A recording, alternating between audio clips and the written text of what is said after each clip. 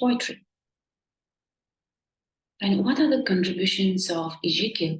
So his significant works in Indian literature includes titles like The Night of the Scorpion, which is again one of the most well-read poem of Ezekiel's, The Enterprise, The Patriot, Latter-day Psalms, The Discovery of India, the Third, The Unfinished Man, The Exact Name, and Hymns in Darkness, in which this Goodbye Party to Miss Pushpa T.S. is published in the collection of Hymns in Darkness. And coming to the prominent themes in his poetry, so as a writer and as a keen observer of people and Indian society, he deals with various aspects and themes such as identity, cultural conflict, existentialism, personal integration, modernity, and urban life, and also spiritual values. And as a poet, he has unique style and techniques in terms of the usage of language. He uses colloquial languages, simple language by adding humor and irony, which will again resonate to the readers. And he uses conversational tone in most of his poems. So he is also known as the co-founded the literary magazine Imprint in 1961, and also worked as an art critic for the Times of India from 1964 to 66, and also headed the Department of English in Mumbai's Mithawais College from 1961 to 72. And for all this contribution in the department and also in the field of Indian writing in English, he's well known as contemporary Indian poets, and which has again a lasting impact, not only just on the readers, but in the realm of Indian writing in English. So let's go with this brief overview. We'll go to the analysis of the poem, Goodbye Party for Miss Pushpa T.S. So as mentioned earlier, this was published in the collection of Hymns in Darkness, published in 1976. So the whole setting of the poem is, again, describes about a farewell party where they have come together to give party to Miss Pushpa, who is leaving for abroad in 2-3 days. And also the social context and expectations. So what are the Indian practices, the social life of Indians in the 1970s? And coming to the forms and structure of the poem, it's a free verse, and also how the poem is composed. So by using lots of enjambment and also using simple languages that we Indians, especially the semi-educated Indians, used in the 1970s, who do not speak standard English or fluent English, but then they speak with so many errors and grammatical mistakes. So overview of the poem's title and its satirical tone. The very first word, Goodbye Party for Miss Pushpa. This is a satirical and a humorous piece of literature, which again represents hypocrisy or the superficiality of Indian social gatherings, and also their behavior.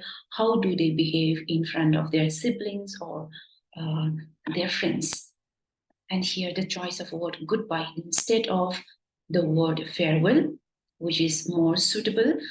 He uses the word goodbye through the tone of the narrator or the speaker, and the character of Miss Pushpa, who is Miss Pushpa. So he deals with, he describes about Miss Pushpa as a charming and loving, obedient girl, and also her role in the poem. What is her role in the poem? How did she treat and how did she behave in the poem? So the first stanza starts with greetings. Friends, our dear sister is departing for foreign in 2-3 days, and we are meeting today to wish her bon voyage. So the very first stanza, it is very clear that they have come together, they have gathered together to bid adieu or to bid farewell to Miss Pushpa because she's leaving for abroad in another 2-3 days. And here again, 2-3 days. This is again a very typical Indian style of using English. And the next line again, we are departing today. We are meeting today to wish our bon voyage. And instead of we have gathered together or we have come today to wish our bon voyage, again here the usage of ing, the progressive continuous tense. And you all are knowing, friends, what sweetness is in Miss Pushpa. I don't mean only external sweetness, but internal sweetness. Miss Pushpa is smiling and smiling, even for no reason, but simply because she is feeling. Again, in the second stanza, it is very clear that Ezekiel is bringing in the essence of the authenticity or the originality of how exactly typical Indians speak English in the 1970s. So Indian, in general, they have craze for to go abroad and also to learn English. And here it is represented by a set of people through the narrator, where he represents or he depicts the semi-educated Indian people who speaks English using broken English or lots of grammatical errors, and also the choice of words, external sweetness, but I don't mean only external sweetness, but internal sweetness. So here the narrator is describing about the character of Miss Pushpa, that she is by outward, her outward appearance is very charming, very loving, and also not only just external, but internal sweetness. How can someone taste internal sweetness? So again, here it's a very satirical tone of how they use certain words. Miss Pushpa is smiling and smiling even for no reason. So, for no reason, she is smiling simply because she feels like smiling. And here you can see again the progressive continuous tense instead of simple present tense. And the next one is Miss Pushpa is coming from very high family. Now again he moves on after describing about Miss Pushpa character. Now he moves on again. The narrator moves on to describe about her family, that she comes from a wealthy family. And here the usage of word high family. We do not use high family. Here he meant to say wealthy family or rich family, well-to-do family, but instead he uses the word high family to imply that she comes from a wealthy family. Her father was renowned advocate, and again here in Balsar or Surat, he is again deviating the topic. He's talking about Miss Pushpa, her family background, and about now her father's profession, that he's an advocate who worked in Balsar or Surat in Gujarat. And I am not remembering now which place. Surat? Ah, yes, again the usage of filler, like once only I stayed in Surat with family members of my uncle's very old friend. His wife was cooking nicely. That was long time ago. And here again, this is again a typical depiction of how Indian communicate as they get together for social gatherings or a family gathering. So instead of focusing on the farewell party, he is now narrating about his experiences in Gujarat, where he visited his uncle and how his wife cooked a very delicious food. And he says that was a long time ago. And now he realizes that he has come for Miss Pushpa farewell party. And now he says, coming back to Miss Pushpa, she is most popular lady with men also and ladies also. So by these three lines again, he meant to say that she is very well known, popular lady with men also and ladies also. She is well known maybe because of her charming, loving look, and one reason could be she is a flirty woman who is very charming. So it could be either. And now, again, in the following stanza, he talks about her behavior, how she behaves in the farewell party. Whenever I ask her to do anything, she was saying, just now only I will do it. That's showing good spirit. I am always appreciating the good spirit. Now the narrator talks about Miss Pushpa's character and also behavior. She's very obedient, very submissive, never said no to anything, and back in 1960s, 70s, so Indian women are expected to be to lower themselves and also be submissive, obedient. So this kind of character who possess this kind of characters are considered as good spirit women, or we call so-called ideal Indian woman. And similarly, here the narrator he describes Miss Pushpa as very obedient, very submissive, who says yes to anything, and she does everything whenever someone asks any favor. I am always appreciating the good spirit, and for which he really appreciates her behavior and character. The last stanza, Pushpa Mish. Again, here we say Miss Pushpa, but it's a very Indian way of addressing again with the name first and the title come next. Like Pushpa Miss is never saying no. Whatever I or anybody is asking, she's always saying yes. And today she's going to improve her prospect. And now she's already a very good person with good personality, character, and by going abroad, she's going to improve her prospect. Here, prospect refers to it can be to improve her communication skills in English. So that once she goes abroad, she will learn English, and also she will learn the living standard of the Western people. So it can be anything that she can improve, that she's going to improve her communication skills, specifically English speaking, which is considered as standard language, and the way she dressed or the way her manner, all this again she's going to improve from abroad, foreign. And we are wishing her bon voyage. He says we are wishing her bon voyage.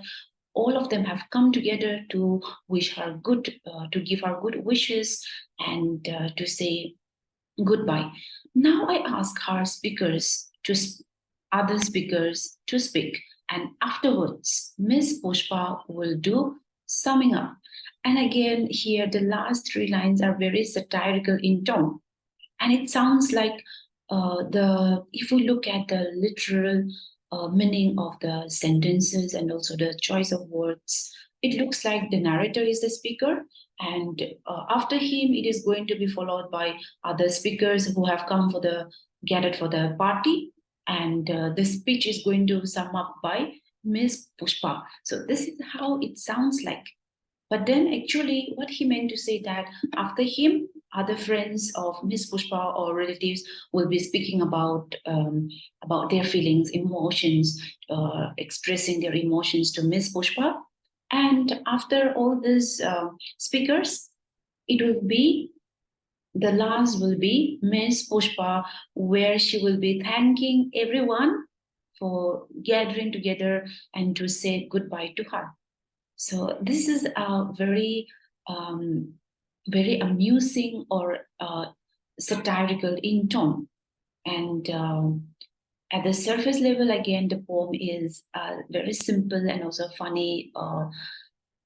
In a mocking way, he tries to satirize or by using humor about the Indian usage of English. But then again, Ezekiel, through this simple poem, he tries to again he tries to bring in the element of rhetorical elements by asking the readers and individuals where we stand as individual.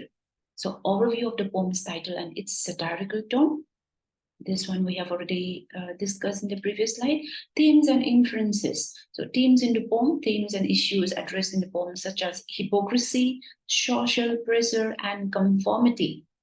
we are more worried about what others would think. And here you can see how the narrative describes about Miss Pushpa. What type of a person is Miss Pushpa?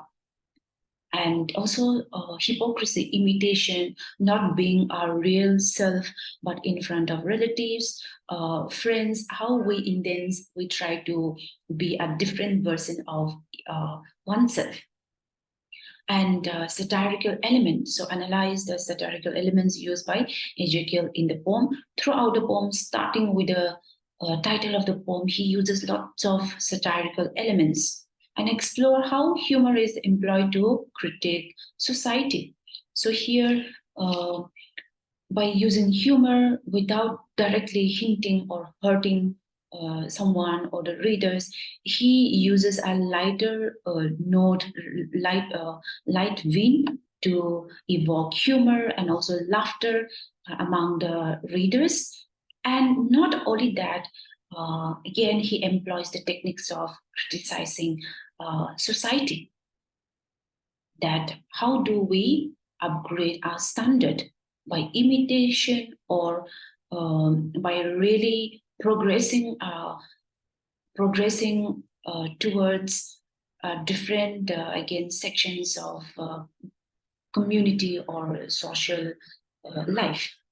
And the last part, cultural and social commentary. So the poem provides insight into Indian social and cultural norms of that time, that is 1970s, and impact how his work continues to resonate with readers today. And why are we still reading Ezekiel's poem, which was written in 1970s? So what is the impact and how it is relevant until today? And to the present world now, how it is going to relate or why it is relevant until today. So, and also how it reflects universal human behaviors. So, as individual, we have to, of course, develop our skills. We have to introspect ourself and be the best display your best version of who you are as individual without imitating anyone or without trying to be the duplicate version of another person. And also Ezekiel enriched and established Indian English language poetry through his modernist innovations and techniques which enlarged Indian English literature. So, as a poet, as a playwright, and also art critic, he has contributed immensely to Indian English language poetry through his keen